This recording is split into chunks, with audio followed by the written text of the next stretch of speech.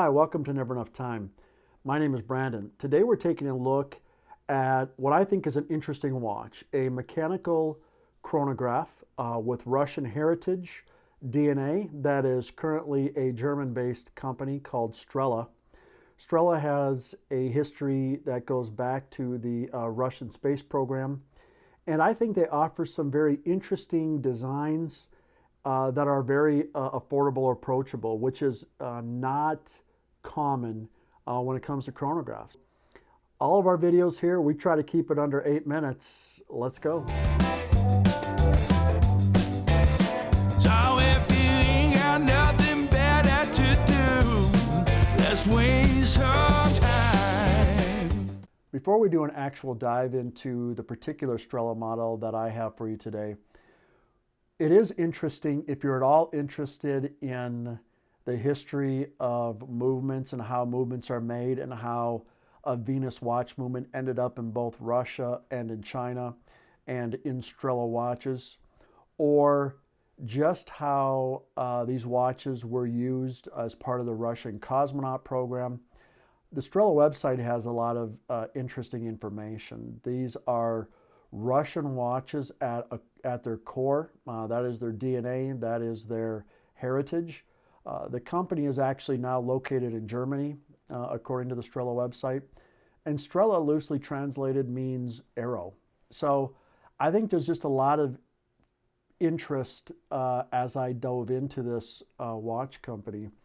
And when I purchased this particular watch, I was looking for a chronograph, and like I mentioned in the Dan Henry video, there's just that fork in the road when it comes to interest in chronographs. You have quartz-made chronographs that can have unique designs, even unique heritage as well, if we look at, say, the Belova moon watch, for example. But in terms of mechanical chronographs, it gets a little bit more difficult to find that affordable. And the Chinese ST19 movement is the most common gateway to affordable mechanical chronographs.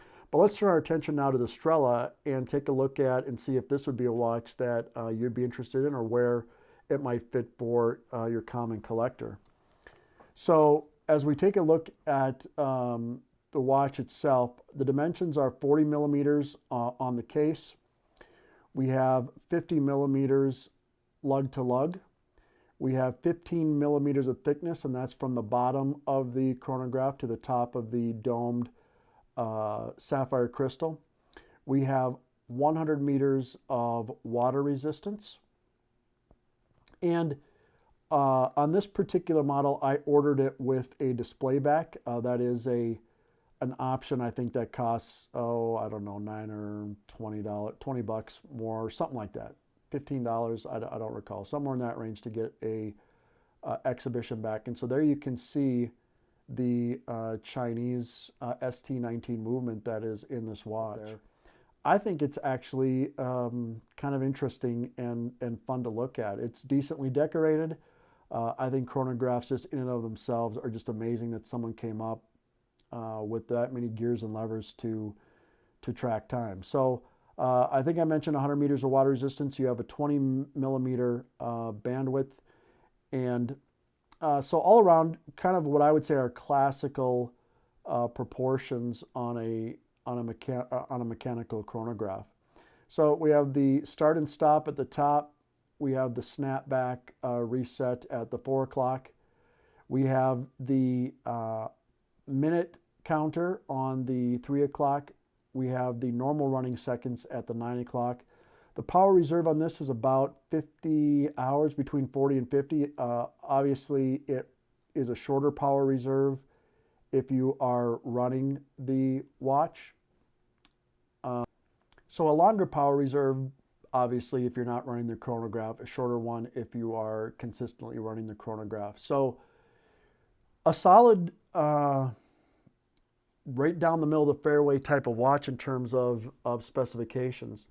I think with the Strela, other things that I particularly enjoy in terms of what came as part of this watch, it's a really nice leather NATO. It is branded with the Russian Strela there on the strap. You do also get, when you order the display case back, they actually send you the a screw down case back of the Russian Polzhat movement, which is based off the Venus 150/152 caliber, and extremely similar to the ST19. All around, just a very nice value offering, I think, from Strela. And the watch, as you can see here on a couple photos, on a 6.5 inch up to a 8-inch wrist, wears very well. I very much enjoyed wearing the Strela. For my 8-inch wrist, I do like lug to lug widths that get up around 50 millimeters, which this did. As of the making of this video, it's $400. So when I ordered the watch, I got an email pretty quickly. I got shipped quickly, and I had no idea what my interaction might be like with this company. A lot of independent, smaller independent or micro brands, I always hold my breath a little bit because they're just all over the map in terms of how they produce and ship watches. But I had nothing but an awesome experience from Strela. On the downside, it's really not a downside. This is just a preference thing.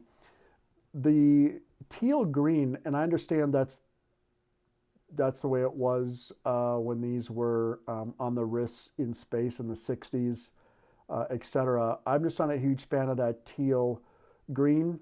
The lume is okay, not great, and I'll put in a lume shot here, but it's fine. I do like the red accents. Seeing the teal up close, I think I would have preferred the black dial with those colors as opposed to the cream or the white dial. The Strela website has a lot of different models, and all of them tend to be split into two offerings.